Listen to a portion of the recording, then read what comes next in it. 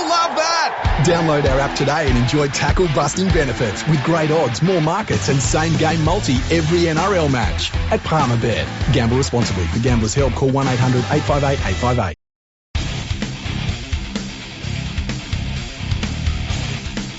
Welcome everyone to episode 383 of Fergo and the Freak. I'm your host, the glorious LeagueFreak. You can find me at LeagueFreak on Twitter. Andrew's not here today. He's out on special assignment, so you've got me going solo on your Monday. First round of NRL Footy in the books. What did you think of the way your team went? I did a quick podcast on Thursday night after the Panthers game. So if you want to know my thoughts on the Panthers game, go and check that out. It only goes for about 10 minutes. It's just some quick thoughts. But I thought I'd go through the other games this weekend. I didn't see all of them in their entirety, but some of them I did see the highlights packages that the Fox Sports put together. The Storm game, Storm versus West Tigers game, that's the one I mainly didn't see too much of. Anyway, on Friday night, we saw the Canberra Raiders win 24 points to 19 over the Cronulla Sharks. This was an interesting game. The Sharks looked a little bit off, but then at times the Raiders looked a little bit off as well.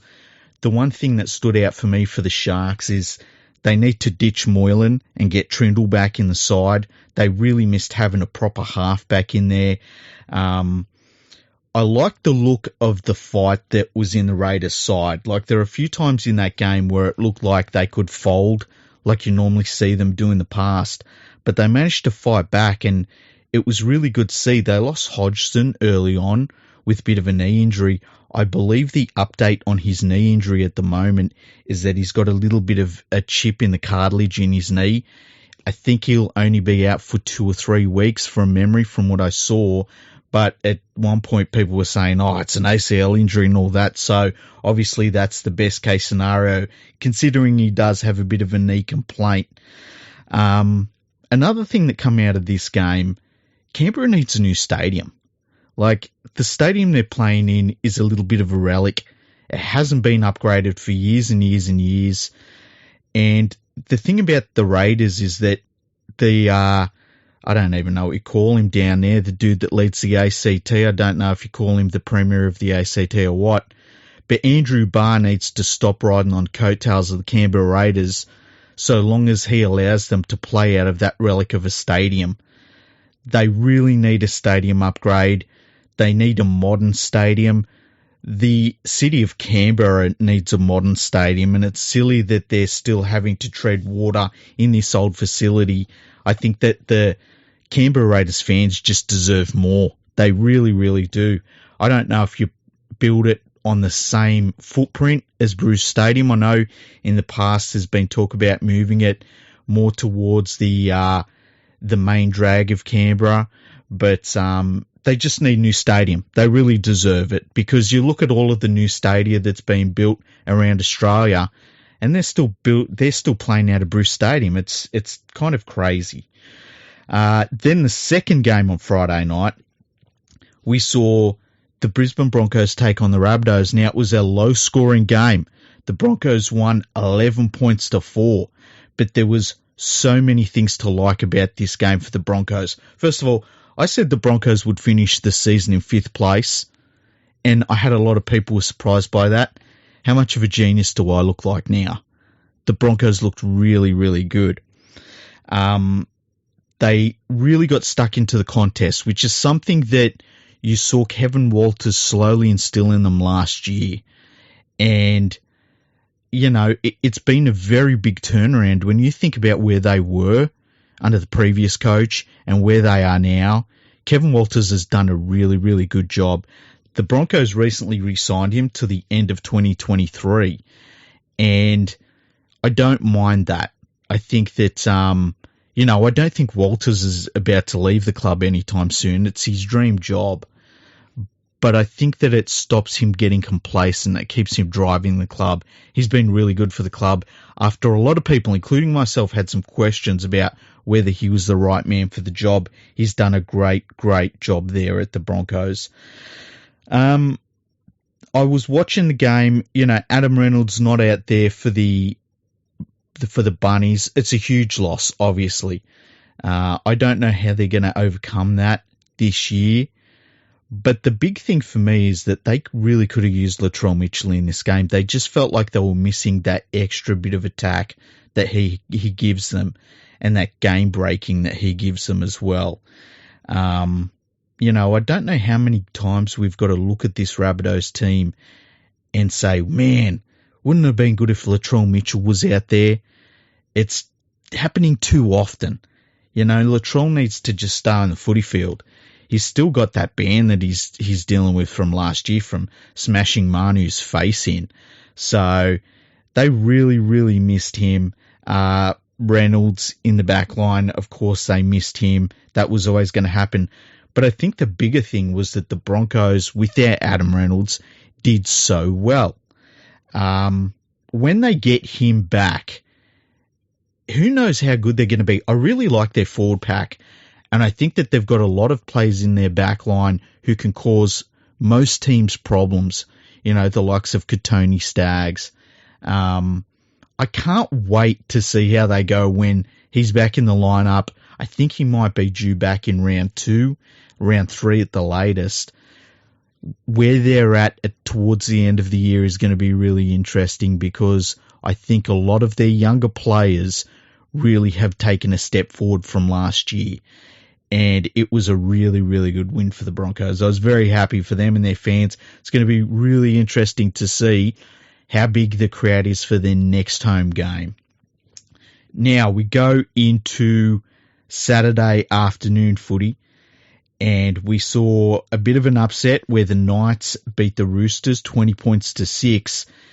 This was another interesting game. It looked like the Roosters thought they were just going to turn up and get the points. And they ran into a Knights team that competed for the full 80 minutes. And it felt like the Roosters just didn't want to be there at one point in this game. I have been really critical of the Knights. I thought that they were dreadful last year. I thought we were going to see more of the same this year. It was the complete opposite of what we saw of the Knights last year. They competed for everything. Their forward pack was really good. They were really into the game. They gave it to the Roosters. They really shut the Roosters down in attack. They were just everywhere. They were scrambling for the ball. It was some really, really good signs. I was very happy with what I saw out of the Knights. Jake Clifford in this game was fantastic. He continued his great form from the end of last year. Him now being the main playmaker for the Knights is great for the club. Since he's moved down from the North Queensland Cowboys last year, he's just got better and better with more time under his belt. And, you're looking at it now, he's a bit of a steal for the Knights. Like, there's a fair few teams in the NRL that will love to have Jake Clifford in their side. The Roosters, their fans were not happy. They just didn't look like they want to be there. It's hard to explain. And for that to be their first up effort, I just don't know where you go from there if you're the Roosters. Like, you don't want to see that at any point in the season from your club, where they turn up and they just look a little bit disinterested and they don't want to go on with the contest. Robinson will put a rocket up them this week. They will really, really need it. There was also the controversy with Victor Radley. Victor Radley went into a tackle head first and he jarred his neck up a little bit. He seems to be all right. I don't know that he's going to have any complaints with his neck going forward from it.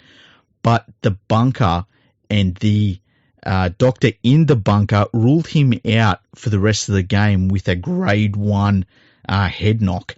Now, the Roosters were not happy about that. They said that Radley didn't have any concussion at all. It was just a neck injury. And we talked about this a little bit on the podcast in the season preview, where we said it's going to be very hard for a remote doctor to diagnose a player that they're not standing in front of.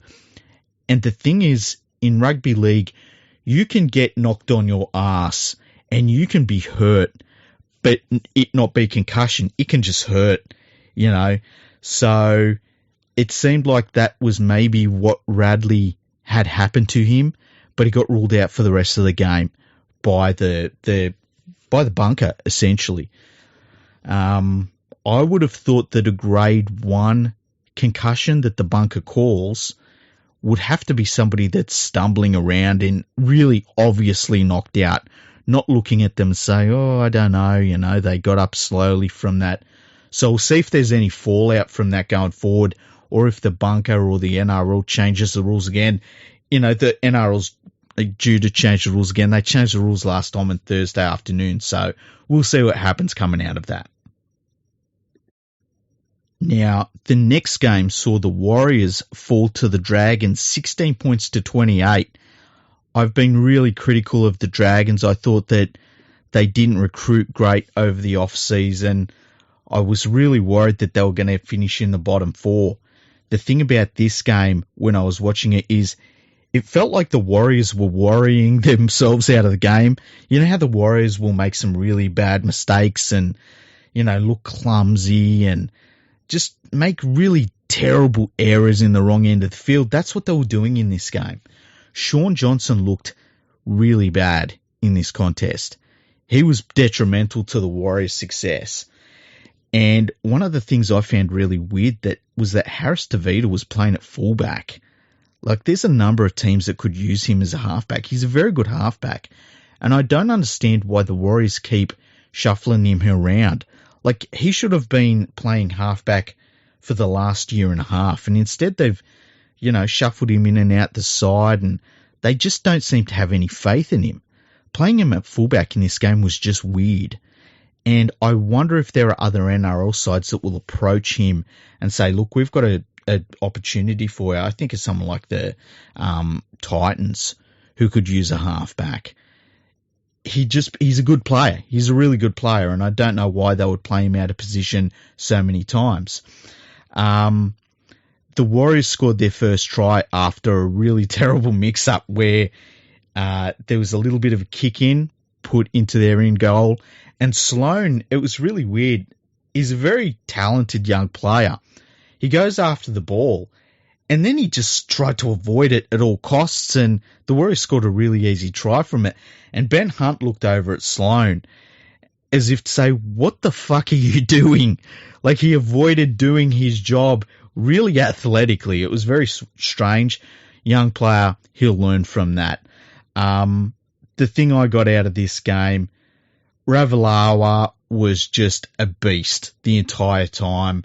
I think I've talked about how I called a game where Ravalawa in the New South Wales Cup hit somebody so hard, I thought he killed him.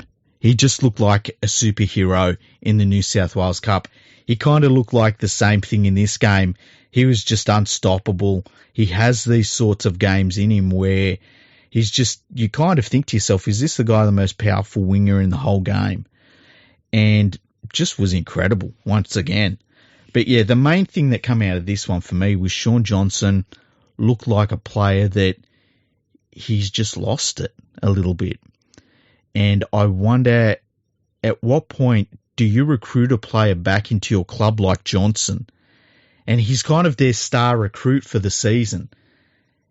If he keeps playing like this, how long do you persist with him before you've got to go in a different direction? It's going to be interesting to see what Nathan Brown does there. But yeah, the Warriors, look, it's hard to be too critical of them because we know what they're going through. They're having to play away from home. They're based, I believe, on the Sunshine Coast, which is where they played this game. They're treading water, and they've been treading water for like 2 and a bit seasons now. So as long as they can be competitive, I think you've got to cut them some slack. Now, the next game on Saturday night saw the Melbourne Storm run out 26-16 winners over the West Tigers. This was a game I didn't get to see the full game of. I saw early on in the game, I saw late in the game, and then I watched one of the highlights packages. If you don't know, Fox Sports puts on, I think they condense the game to an hour late at night after they've been played, after that night's games have been played. So I watched a bit of that. The Tigers looked up for the contest, which is 95% of the battle for the West Tigers, as we saw last year.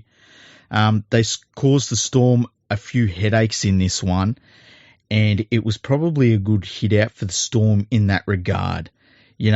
I think a lot of people going into this game thought that the Storm might run away with a giant win, and seeing them have to work for this win, it was probably a good thing for the club. Brandon Smith broke his hand really early on. I think it was the second minute, and youngster Wishart come on and had to play 78 minutes and played pretty well, I have to say. That's not the ideal scenario, I would suggest. I would guess that Bellamy was looking to throw him in a little bit differently, but look, he got the job done. George Jennings looks like his season's done with an ACL injury. He got the ball, no one was near him, and his knee went out on him. It was very sad to see. And then later on in the contest, Christian Welsh, defending on his own line, pushes off on the line and just falls down and lays on the ground. There's nothing he could do. It turns out he's ruptured his Achilles. That's probably a season-ending injury for him. I know with the timeline, he'd probably be right to play towards the end of the year, but you find that with Achilles injuries, the longer you can give it, the better, especially as you get older. And we've even seen in the NBA, Kevin Durant got an Achilles injury, and he had just about 2 seasons off. You tend to see that if you're close to the end of one season, you don't come back early from Achilles injuries. You give it as much time as possible, even if it means missing the finals. I think we won't see Christian Welsh play again this year. And I guess with how old he is, and he's not the oldest player in the world, but with Achilles injuries, you just got to wonder how a player is going to come back from it, because some players just don't come back from it. Although we are seeing recoveries from Achilles injuries getting better and better. So that's a good sign for him. But yeah, really tough blow. You could see him in the dressing sheds after the game. He was just absolutely shattered. You saw his teammates coming up to him and consoling him a little bit. And yeah, he had that 1,000-yard stare. You could see he was contemplating so many different things in his head. So that was pretty sad to see. Hopefully he can come back from this one, but anytime you see an Achilles injury for any sportsman, it's a rough one.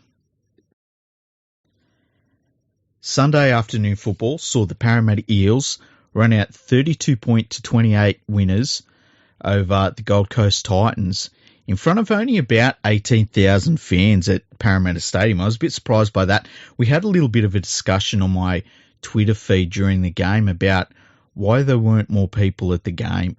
It was Sunday afternoon. The weather wasn't too bad. It was pretty good weather for footy.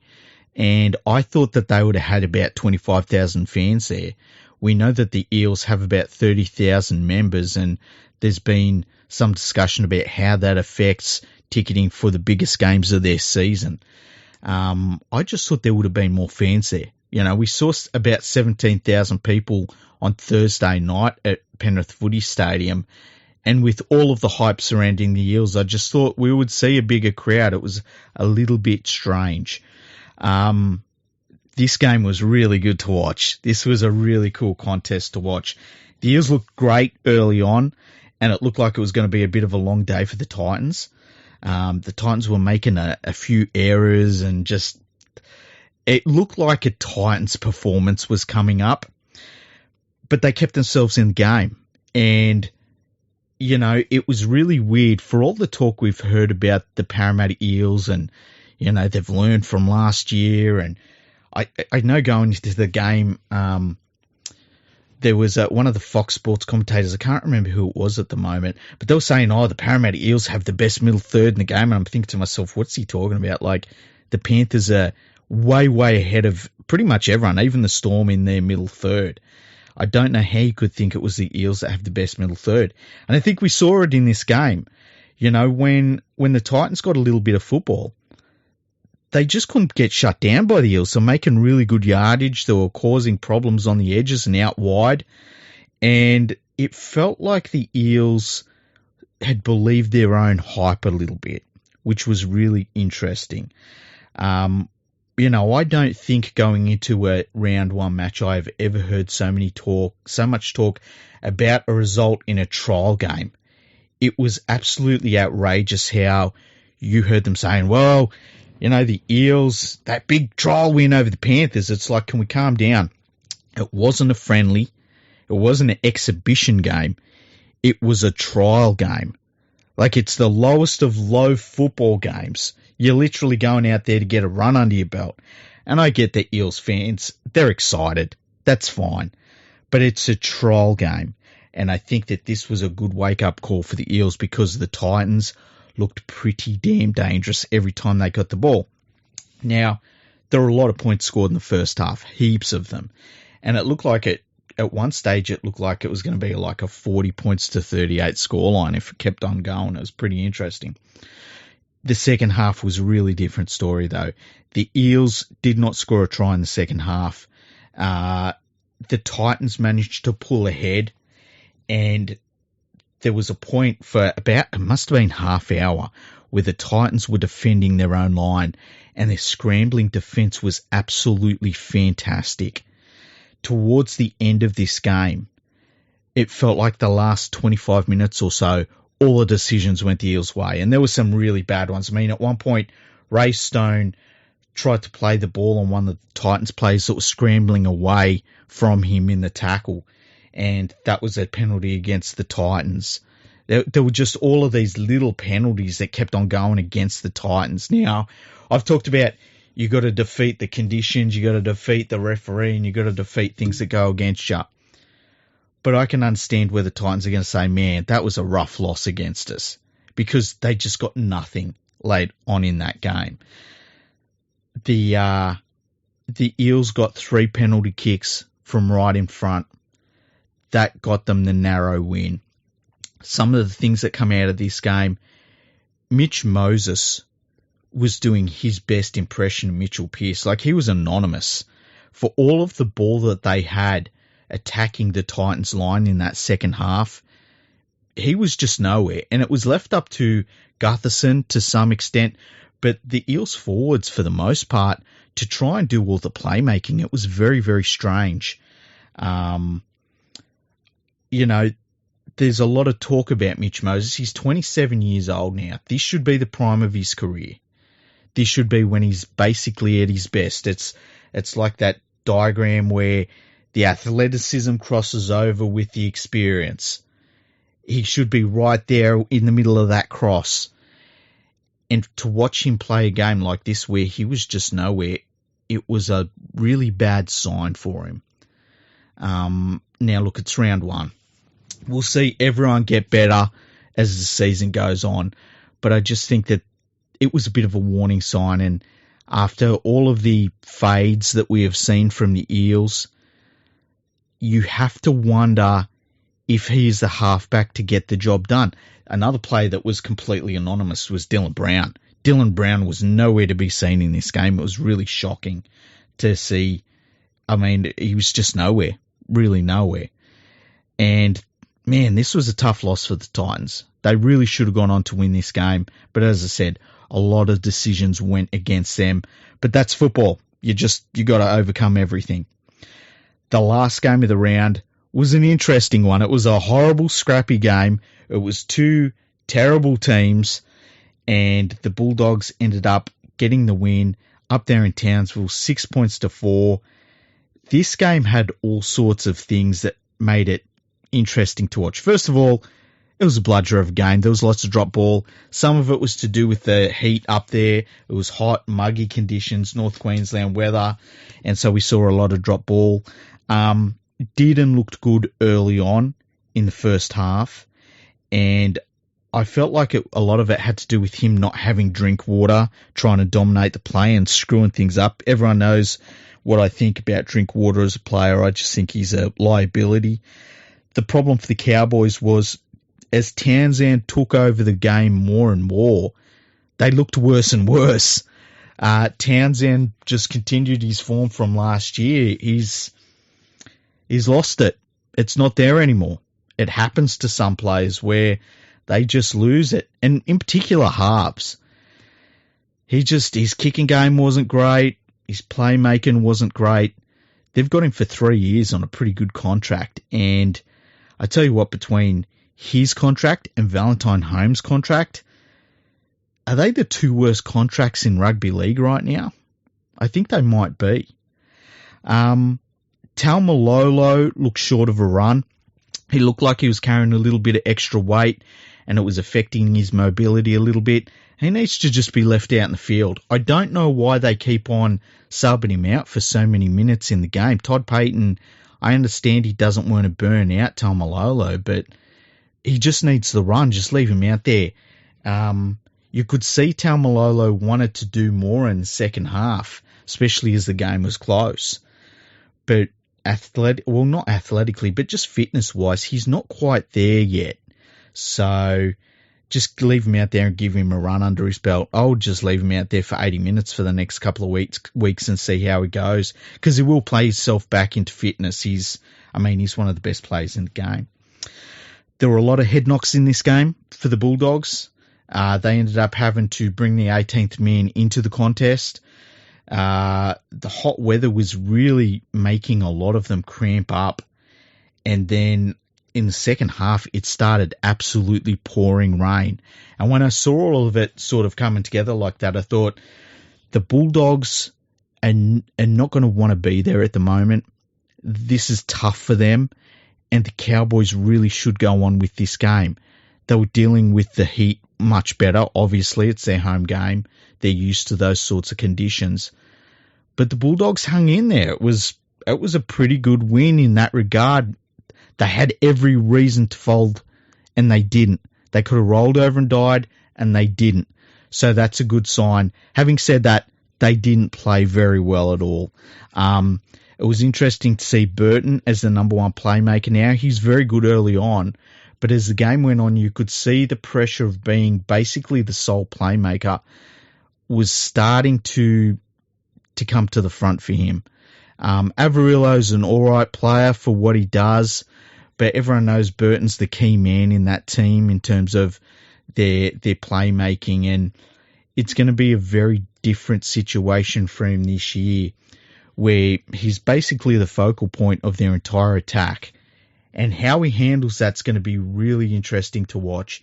He's a quality player, and I've got no doubt once he's got the reps under his belt as a 5'8" or a half, whichever way you want to look at it, he'll be fine. But there is a learning curve there that I think Bulldogs fans need to allow him to have. He's going to have games where he's shut down by opposition teams, especially the better teams. He's going to have games where he tries things and it doesn't work out. And it might cost them games at points. But I think that you've just got to give him that time. He's definitely going to get there. We saw last year playing out of position for the Panthers. He was playing centre. Give him a couple of weeks and he was one of the best centres in the game last year, weirdly enough. So I hope that Bulldogs fans give him some time. I thought he was one of their better recruits out there today. Josh Adokar was another one that looked all right. There was one weird point where he made a break and he eased up. He was looking for his men to come on and, give him some support play. I would just say to Josh Adokar, if you find yourself in the open ever, run as quick as you can. Just run as quick as you can. That's it. I don't want to see him do anything else. Don't look for support because when push comes to shove, no one's going to be able to run with him in terms of him getting support. He should be running away from everyone else. But good, solid win for the Bulldogs, considering they played poorly, considering the conditions, considering the head knocks. And Trent Barrett, he holds on to his job for another week. I was talking to people on Twitter about Trent Barrett, actually, in this game. And there were a few Bulldogs fans that weren't happy because they're like, oh, man, this is another extra week of Trent Barrett. Phil Gould likes sacking coaches. He really likes sacking coaches. And that's the thing about having somebody as a football director that was a former coach. Deep down, they always feel as though they could do a better job. And deep down, they know they can't step in and be the coach because you can't do that. So they're always looking for the next coach that can do the job more like they would have done the job. And so, Trent Barrett's on borrowed time, and he'll know it. But when you look at Trent Barrett's record as a coach, it's not good. It's absolutely terrible. And you can say he hasn't had the cattle, but at some point, you've got to make a team better in some regard. And he's never, ever managed to do that. So we'll see how the Bulldogs season plays out. I picked them to come in 8th place, and I feel really bad about that selection right now. I feel as though looking after that game, they'll get better as the season goes on, but there's still too much of that terrible, terrible DNA in that side right now. I would say 10th place is more around where they'll probably finish, but we will see. I'm still dining out my Broncos prediction of them coming 5th. I hope they come 5th. I'd look like a genius. Anyway, not the longest episode because it's a solo one. Andrew will be back this week. I think we're planning to record on Tuesday. He actually went to one of the games. I won't spoil which one he went to, but he went to one of the games this weekend, and so he can give us a report on what it was like to go to that match. And we've got the round 2 preview coming up. We'll be going through all the odds for Palmerbet. I will also be going through who had a good week in the tipping competition. I think now it's something like 117 people in the tipping competition. And I still keep on seeing the emails coming in for people joining it, even as the round was going on. So we'll see how that turns out. I started the round really well. I was really pleased with myself. And as the round went on, I just got more and more disappointed with how I went. So we'll go through the best people in the tipping competition. We'll also pick out the worst ones too. If you got no tips right this weekend, I'm calling you out. I'm sorry. That's what we have to do. So thank you for listening. You can follow me at LeagueFreak on Twitter, no spaces. Check out my Instagram. It is the Glorious League Freak with no spaces. I post a lot of the 3D stuff I'm printing at the moment, and a lot of my collection. I collect all weird stuff. So if you haven't seen that, check it out. Basically, you'll have a look and you'll say, oh, wow, I didn't realize League Freak basically had the mentality of a 12-year-old. So go and have a look at that. Go to leaguefreak.com. I'm writing again, so there'll be stuff there that you'll be able to read. Check out FergoandTheFreak.com for all the podcast information. All of the new episodes are posted on there. Check out Fergo and the Freak on Facebook, Instagram, Fergo Freak Pod, Fergo Freak Pod on Twitter. You know where to find us. Look, just go to the website. You'll find all of the links there. Thank you for listening. It's been a good first round. I really enjoyed having the football back. I'm sure you did too. And I'll catch you in a couple of days' time with Andrew Ferguson as Fergo and the Freak continues. Palmerbet with the big don't argue. Punters will love that. Download our app today and enjoy tackle-busting benefits with great odds, more markets and same-game multi every NRL match at Palmerbet. Gamble responsibly. For Gamblers' Help, call 1-800-858-858.